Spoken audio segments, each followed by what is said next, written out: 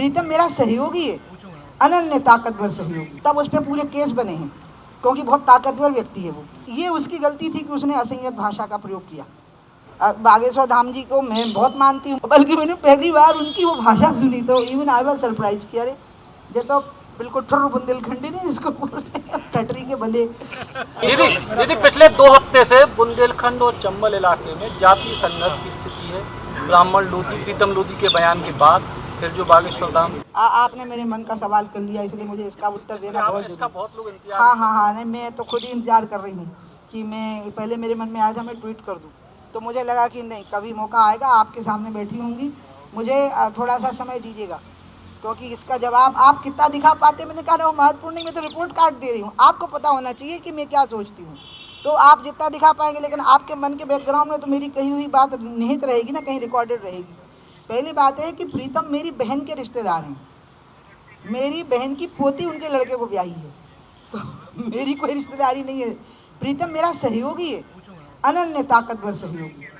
और प्रीतम के पिताजी जनसंघ में थे, वो मेरी वजह से भाजपा में नहीं आया है, वो भाजपा में था तो 1989 दिसंबर में हुआ ना, तो 90 का चुनाव लगता है वो जो लोकसभा का चुनाव हुआ जिसमें मैं चुनाव जीती, प्रचंड मतलब रिकॉर्ड बनाया मैंने मध्य प्रदेश में, उसमें प्रीतम की भाजपा ने ड्यूटी लगाई खजुराहो में मेरी सीट पर। तो प्रीतम से मेरा तब से परिचय हुआ, पूरे 30 साल से वो बिल्कुल मुझ पर जान निछावर करने के लिए तैयार रहा। और जब मैं भाजपा से अलग हुई तो वो अलग हो गया, जनशक्ति में आ गया, तब उस पर पूरे केस बने हैं क्योंकि बहुत ताकतवर व्यक्ति है वो, और उससे उधर के जो सामंती वर्ग हैं ईर्ष्या करते थे। तो जैसे ही वो भाजपा से बाहर हुआ था तो उनकी बनी आई, तो उन्होंने तो उस पर इतने केस बनाए कि बेचारे को माफिया, डकैत, तो पता नहीं क्या क्या बना दिया, जबकि वो बहुत 84 के दंगे में सिखों को, हजारों सिखों को महीनों तक खाना खिलाता रहा था, गरीब आदिवासियों की वो इतनी सेवा करता रहा है, और मेरा बहुत अनन्य ताकतवर सहयोगी रहा है, मेरा बहुत बड़ा सहयोगी रहा और मेरे लिए जान देने को तैयार रहा।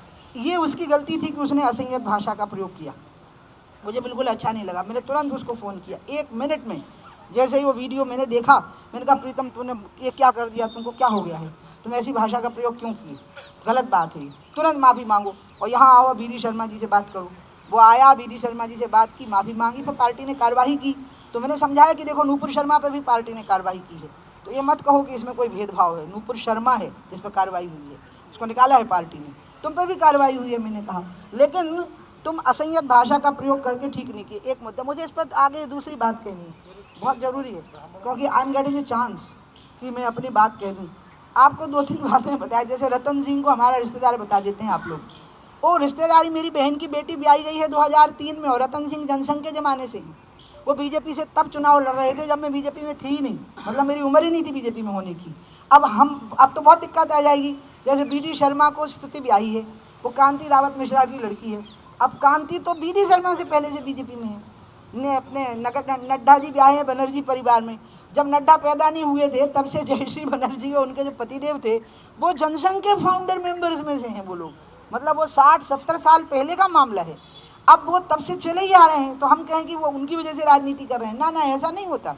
इसी तरह से मेरा मामला है, इसमें ये रिश्तेदारियाँ मेरे परिवार से हैं। जैसे अखबारों में आया मेरी बहू चुनाव लड़ी, मेरा दर्द सुनना पड़ेगा, मेरे कोई बहू नहीं, बेटा ही नहीं है, बहू कहाँ से होगी, मेरे भाई का बेटा है वो, जिसकी वो पत्नी है। मैं रिश्तेदारी नहीं मानती ना, आपको पता नहीं, मैं रिश्तेदारी नहीं मानती हूँ, संन्यास ले लिया है मैंने, अपना पिंडदान, अपना तर्पण खुद किया है।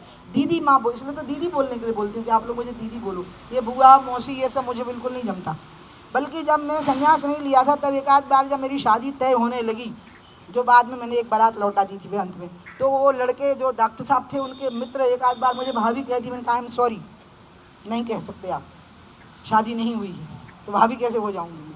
तो इसी तरह से ये बहू बेटा रिश्तेदार प्लीज़ इससे मुझे मुक्त रखिए। लेकिन प्रीतम मेरा बहुत बड़ा सहयोगी रहा और प्रीतम ने बहुत बड़ी गलती की असंयत भाषा का प्रयोग करके। अब ये जो दूसरी बात है ना जो आपने कही, ये बहुत महत्वपूर्ण बिंदु है, वो ये है कि मैं शुरू से ही शिवराज जी को कह रही हूँ कि क्षेत्रीय और जातीय संतुलन बिगड़ा हुआ है सत्ता में और प्रशासन में और शासन में। ग्वालियर संभाग का भी बिगड़ा हुआ है, सागर संभाग का भी बिगड़ा हुआ है, रीवा संभाग का भी बिगड़ा हुआ है।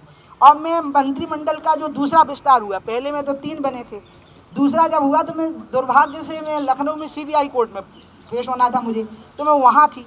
तो जैसे मैंने टीवी पर पट्टी देखनी शुरू की, मैंने कहा भैया प्लीज़ आपका जो नाम आ रहे हैं मंत्रियों के, इसमें रीवा संभाग नेग्लेक्ट हो रहा है, इसमें ग्वालियर संभाग नेग्लेक्ट हो रहा है, क्षेत्रीय और जातीय संतुलन बिगड़ा हुआ है, ये ठीक नहीं है, इससे कभी असंतोष भड़क सकता है।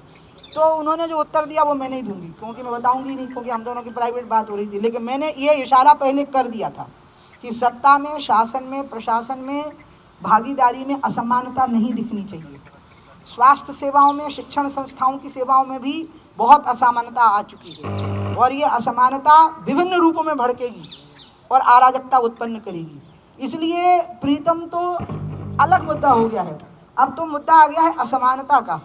अभावग्रस्त समाज और सुविधायुक्त समाज जो 9 पॉइंट समथिंग है और अभावग्रस्त समाज है, इसलिए मैं तो उनकी कुछ बातों का समर्थन करती हूँ। लेकिन असंयत भाषा का प्रयोग, जाति विशेष को गाली देना, व्यक्ति विशेष को गाली देना, इसकी मैं निंदा करती हूँ। और मैं समझा रही हूँ प्रीतम को, मैंने कहा कि खबरदार जो तुम किसी जाति के बारे में बोले, और अब उस पर पार्टी ने कार्रवाई कर दी, तो अब मैं उससे बात नहीं करती। पिछले 15 दिन अब मैं 1 मिनट, अब मुझे अभी आगे कुछ और कहना है। 2-3 बातें ऐसी हैं जिनका मैं पूरा समर्थन करती हूँ। पिछड़े वर्गों को और 10% आरक्षण गरीब सवर्णों को, उन्हें हमें पिछड़ा वर्ग ही मानना होगा, वो कहने के लिए ही सवर्ण है, चाहे वो ब्राह्मण हो, चाहे वो बनिया हो, चाहे वो ठाकुर हो, चाहे वो कायस्थ हो, या कोई भी हो। भूखों मर रहे हैं बच्चे उनके, बेरोजगारी के शिकार हो रहे हैं, पढ़ने लिखने की, उनको मिलना चाहिए 10% आरक्षण। प्राइवेट सेक्टर में जब आरक्षण की मांग हो तो 10% उनको भी मिलना चाहिए आर्थिक आधार पर। लेकिन ST, SC और OBC को प्राइवेट सेक्टर में आरक्षण मिलना चाहिए, और उसके साथ 10% सवर्णों को भी